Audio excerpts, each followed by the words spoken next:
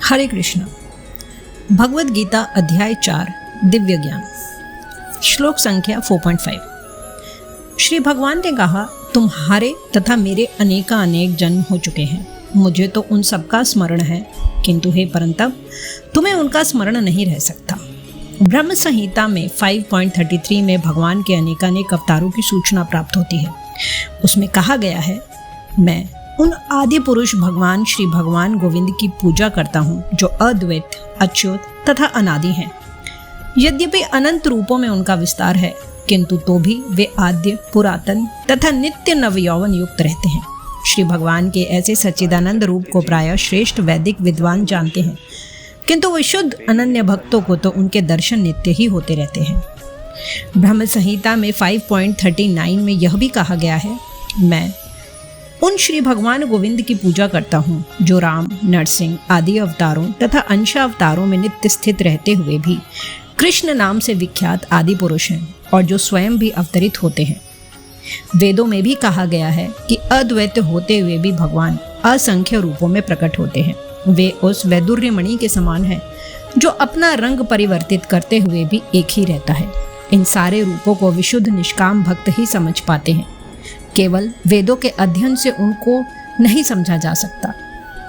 अर्जुन जैसे भक्त कृष्ण के नित्य सखा है, और जब भी भगवान अवतरित होते हैं तो उनके पार्षद भक्त भी विभिन्न रूपों में उनकी सेवा करने के लिए उनके साथ साथ अवतार लेते हैं। अर्जुन ऐसे ही भक्त हैं, और इस श्लोक में पता चलता है कि लाखों वर्ष पूर्व जब भगवान कृष्ण ने भगवद गीता का प्रवचन सूर्य देव विवस्वान से किया था, तो उस समय अर्जुन भी किसी भिन्न रूप में उपस्थित था।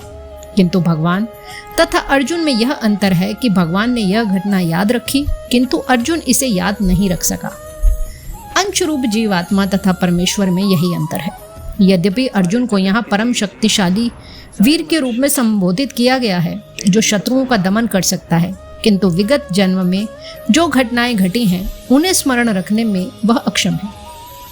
अतः भौतिक दृष्टि से जीव चाहे कितना ही बड़ा क्यों ना हो, वह कभी परमेश्वर की समता नहीं रख सकता।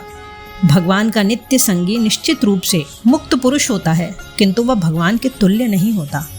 ब्रह्म संहिता में भगवान को अच्युत कहा गया, जिसका अर्थ होता है कि वे भौतिक संपर्क में रहते हुए भी अपने को नहीं भूलते। अतः भगवान तथा जीव कभी भी सभी तरह से एक समान नहीं हो सकते, भले ही जीव अर्जुन के समान मुक्त पुरुष क्यों ना हो। यद्यपि अर्जुन भगवान का भक्त है, किंतु कभी कभी वह भी भगवान की प्रकृति को भूल जाता है। किंतु दैवी कृपा से भक्त तुरंत भगवान की अच्युत स्थिति को समझ जाता है, जबकि अभक्त या असुर इस दिव्य प्रकृति को नहीं समझ पाता।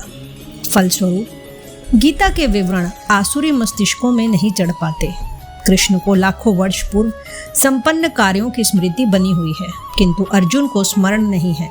यद्यपि अर्जुन तथा कृष्ण दोनों ही शाश्वत स्वभाव के हैं। यहाँ पर हमें यह भी देखने को मिलता है कि शरीर परिवर्तन के साथ साथ जीवात्मा सब कुछ भूल जाता है, किंतु कृष्ण सब स्मरण रखते हैं, क्योंकि वे अपने सच्चिदानंद शरीर को बदलते नहीं। वे अद्वैत हैं, जिसका अर्थ है कि उनके शरीर तथा उनकी आत्मा में कोई अंतर नहीं है। उनसे संबंधित हर वस्तु आत्मा है, जबकि बद्ध जीव अपने शरीर से भिन्न होता है। चूंकि भगवान के शरीर तथा आत्मा अभिन्न है, अतः उनकी स्थिति तब भी सामान्य जीव से भिन्न बनी रहती है जब वे भौतिक स्तर पर अवतार लेते हैं। असुरगण भगवान की इस दिव्य प्रकृति से तालमेल नहीं बैठा पाते। भगवद गीता श्लोक संख्या 4.6। यद्यपि मैं अजन्मा तथा अविनाशी हूँ, और यद्यपि मैं समस्त जीवों का स्वामी हूँ, तो भी प्रत्येक युग में मैं अपने आदि दिव्य रूप में प्रकट होता हूँ। भगवान ने अपने जन्म की विलक्षणता बतलाई है। यद्यपि वे सामान्य पुरुष की भांति प्रकट हो सकते हैं, किंतु उन्हें विगत अनेक जन्मों की पूर्ण स्मृति बनी रहती है, जबकि सामान्य मनुष्य को कुछ ही घंटे पूर्व की घटना स्मरण नहीं रहती। यदि कोई पूछे कि एक दिन पूर्व इसी समय तुम क्या कर रहे थे, तो सामान्य व्यक्ति के लिए इसका तत्काल उत्तर दे पाना बहुत कठिन होगा। उसे इसको स्मरण करने के लिए अपनी बुद्धि को कुरेदना पड़ेगा कि वह कल इसी समय क्या कर रहा था। फिर भी लोग प्रायः अपने को ईश्वर या कृष्ण घोषित करते रहते हैं। मनुष्य को ऐसी निरर्थक घोषणाओं से भ्रमित नहीं होना चाहिए। अब भगवान दोबारा अपनी प्रकृति या स्वरूप की व्याख्या करते हैं। प्रकृति का अर्थ स्वभाव तथा स्वरूप दोनों है। भगवान कहते हैं कि वे अपने ही शरीर में प्रकट होते हैं। वे सामान्य जीव की भांति शरीर परिवर्तन नहीं करते। इस जन्म में बद्ध जीव का एक प्रकार का शरीर हो सकता है, किंतु अगले जन्म में दूसरा शरीर रहता है। भौतिक जगत में जीव का कोई स्थायी शरीर नहीं है, अपितु वह एक शरीर से दूसरे में देहांतरण करता रहता है। किंतु भगवान ऐसा नहीं करते। जब भी वे प्रकट होते हैं तो अपनी अंतरंगा शक्ति से वे अपने उसी आद्य शरीर में प्रकट होते हैं। दूसरे शब्दों में श्री कृष्ण इस जगत में अपने आदि शाश्वत स्वरूप में 2 भुजाओं में बांसुरी धारण किए अवतरित होते हैं। वे इस भौतिक जगत से निष्कलुषित रहकर अपने शाश्वत शरीर को प्रकट होते हैं। यद्यपि वे अपने उसी दिव्य शरीर में प्रकट होते हैं और ब्रह्मांड के स्वामी होते हैं, तो भी ऐसा लगता है कि वे सामान्य जीव की भांति प्रकट हो रहे हैं। यद्यपि उनका शरीर भौतिक शरीर की भांति क्षीण नहीं होता, फिर भी ऐसा प्रतीत होता है कि भगवान कृष्ण बालपन से कुमारावस्था तथा कुमारावस्था से तरुणावस्था प्राप्त करते हैं। किंतु आश्चर्य तो यह है कि वे कभी युवावस्था से आगे नहीं बढ़ते हैं।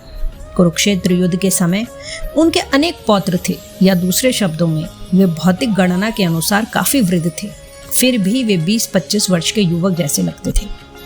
हमें कृष्ण की वृद्धावस्था का कोई चित्र नहीं दिखता, क्योंकि वे कभी भी हमारे सामने वृद्ध नहीं होते। यद्यपि वे तीनों काल में, भूत, वर्तमान तथा भविष्य काल में सबसे वयोवृद्ध पुरुष हैं। न तो उनका शरीर और न ही बुद्धि कभी क्षीण होती या बदलती है। अतः यह स्पष्ट है कि इस जगत में रहते हुए भी वे उसी अजन्मा सच्चिदानंद रूप वाले हैं, जिनके दिव्य शरीर तथा बुद्धि में कोई परिवर्तन नहीं होता। वस्तुतः उनका आविर्भाव और तिरोभाव सूर्य के उदय तथा अस्त के समान है, तो हमारे सामने से घूमता हुआ हमारी दृष्टि से ओझल हो जाता है। जब सूर्य हमारी दृष्टि से ओझल रहता है तो हम सोचते हैं कि सूर्य अस्त हो गया है, और जब वो हमारे सामने समक्ष होता है तो हम सोचते हैं कि वह क्षितिज में है।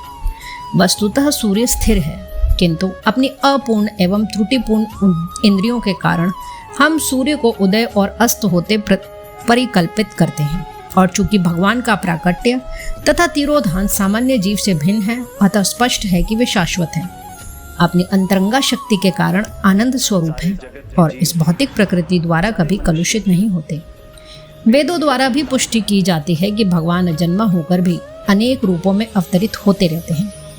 वैदिक साहित्यों से भी पुष्टि होती है कि यद्यपि भगवान जन्म लेते प्रतीत होते हैं, किंतु तो भी वे शरीर परिवर्तन नहीं करते।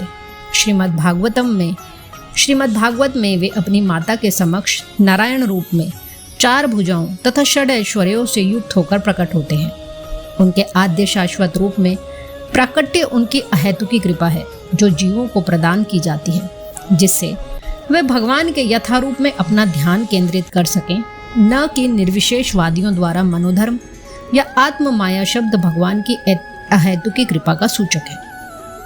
भगवान अपने समस्त पूर्व आविर्भाव तिरोभावों से अवगत रहते हैं, किंतु सामान्य जीव को जैसे ही नवीन शरीर प्राप्त होता है, वह अपने पूर्व शरीर के विषय में सब कुछ भूल जाता है। वे समस्त जीवों के स्वामी हैं, क्योंकि इस धरा पर रहते हुए वे आश्चर्यजनक और अति मानवीय लीलाएं करते रहते हैं।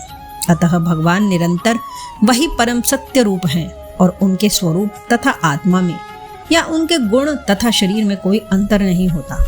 अब यह प्रश्न किया जा सकता है कि इस संसार में भगवान क्यों आविर्भूत और तिरोभूत होते रहते हैं। अगले श्लोक में इसकी व्याख्या की जाएगी। इस प्रकार भगवद गीता के अध्याय 4 दिव्य ज्ञान की श्लोक संख्या 4.5 और 4.6 का भक्ति वेदांत तात्पर्य पूर्ण हुआ।